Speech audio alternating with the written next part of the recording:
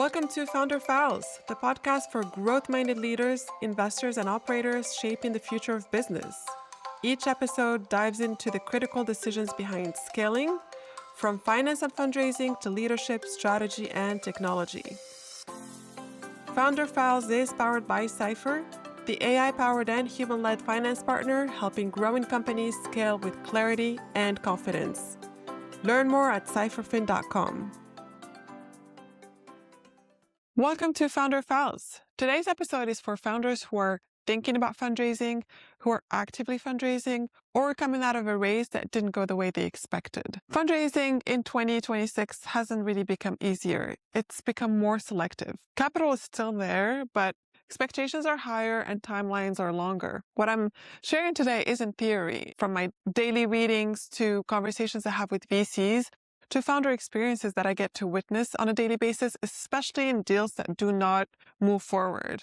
Today, I'll walk you through 5 things every founder needs to get right before they raise. Number 1 is be clear about your fundraising strategy and your capital choices. Before you raise $1, you need clarity on 3 things. How much do you need? Why do you need it? And what kind of capital actually fits your stage? One of the biggest mistakes founders make is asking for too much too early. A large raise automatically implies that your valuation is large. For example, if you're raising $5 million for 20%, you're implicitly saying that your company is worth $20 million. If the reality is closer to a $5 million valuation, there's a gap, and that gap kills credibility immediately. It also puts you in a competitive set with companies that already have traction. If you're not there yet, you'll hear a lot more, "It's a nice idea, but come back later," right? We've all heard that one. Here's another question founders really need to sit with. Do you actually need the full amount in the bank today, from day one? And oftentimes the answer is no. That's where Agile fundraising comes in. You raise enough to hit the first milestone and create momentum. For example, you raise enough to hire a key role or the first key roles, to launch an important product feature, to show early traction. That sets you in the right space to raise again, the second part of your round. So sometimes that first check is what gets the next investor through the door. They need to see that you've raised something. But this strategy requires some, emotional intelligence. Some investors are happy to open that door with you, but some others, they may want to tell you, "Hey, listen, if you're only raising a small part of your round with me right now, I may want to wait until you have a lead investor." And so they can pull back until you get everyone on board to raise the full round. So you need to know who you're talking to and how you're communicating your needs. Now, let's talk about seed trapping. I've heard that so many times in the last year or two. It's about raising once and never again. Yes, I get it. It can be a powerful internal discipline. It forces you to manage your capital and your cash flow efficiently, and it actually helps you sleep better at night. But remember, investors need a clear path to returns. So if you position yourself as someone who is only going to raise one round, it could turn off your investors. They may not say it out loud to you, but they could think, if this founder never exits, or if an exit doesn't come too early, what options do I have to cash out? So the fact that you're saying that there won't be any more transactions for the investor to cash out may turn off that investor and they may back out. So again, maybe a bit of emotional intelligence and knowing exactly who you're talking to would serve you a great deal here. And finally, the type of matters as much as the amount. It also depends heavily on your stage and your goal. If you're actually ready for a VC round, or, are you really ready for an angel round? Angels are often the first right step, especially for new pre-user startups. I want to hit one really important point that may not be favored by many, but some founders choose loans or non-dilutive capital instead of equity. And honestly, this can be a great choice. There's no shame in that. If your goal is steady profitability, maybe you're looking for a modest exit, or maybe just a long-term profitable business with investors that back you up and are looking maybe for dividends alongside, your journey, it could be a model that works for you, for your personal goals and your business goals. It may be not the typical venture-backed startup model, but it is a great model to follow as well if it works for you. This is my view. What matters most, in my opinion, is alignment. Fundraising has never been an exact science. That's what I really strongly believe in. Your capital strategy needs to match your ambition and your exit goals. So I spent a lot of time on point 1. I'm going to get to point 2 now, which is get investor ready before you fundraise. Really, really important. Fundraising has a way of exposing your weaknesses very quickly, especially your numbers and your story. Your financial model and your narrative must be aligned. It's not about being optimistic, but it's about being optimistic enough and credible. Your finance team can support and build the model, but here's the thing. The vision and the story has to come from you. You cannot outsource your vision and ambition.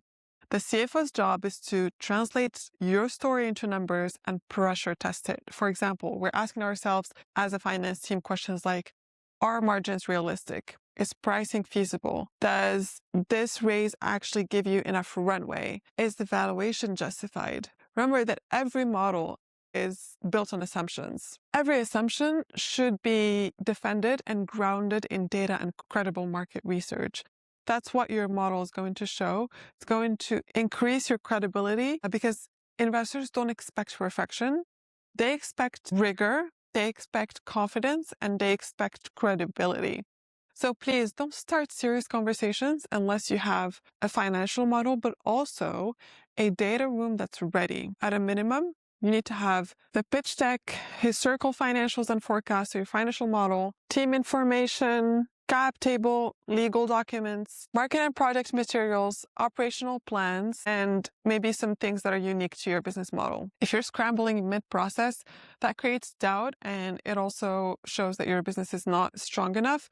You need to go over these points over and over again until you are super confident in them, and also get as much feedback as possible. But I would say with a grain of salt, because many people will have different opinions, and this is where your intuition may come in handy, your founder, CEO intuition. Now let's move on to number 3. Number 3 is governance matters more than founders think. This is where many founders lose leverage without realizing it. You need to start with the cap table. Model dilution before you raise. Use proper tools. There are tools out there like Carta, CapBase, Cake that keeps everything clean.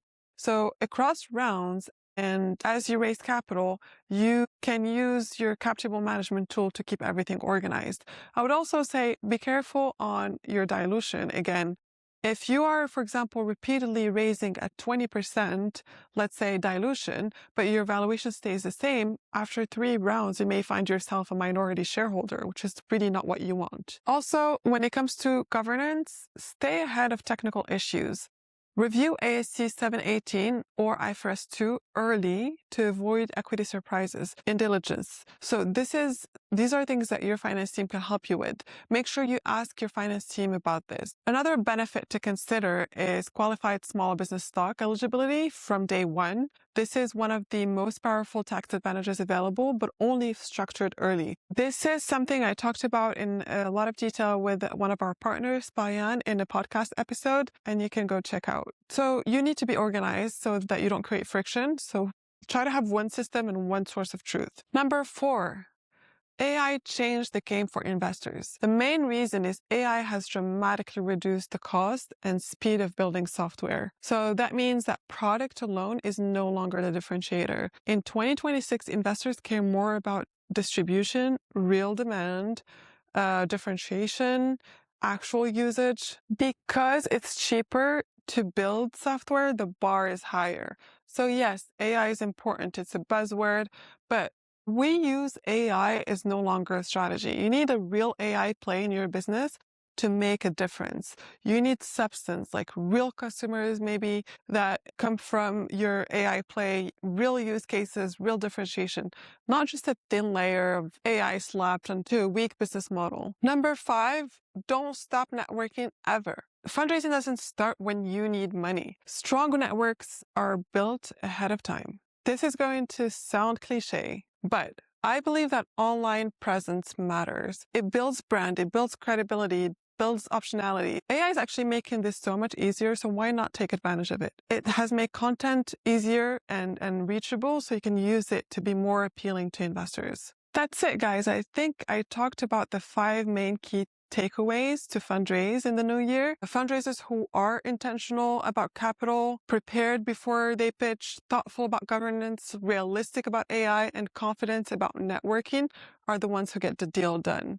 If you know someone who is fundraising in this new year, we can help them get ready. If this episode resonated, share it with the founder who's fundraising or about to. And if you want help getting investor ready, that's exactly what we do. Thanks for listening. I'll see you in the next episode.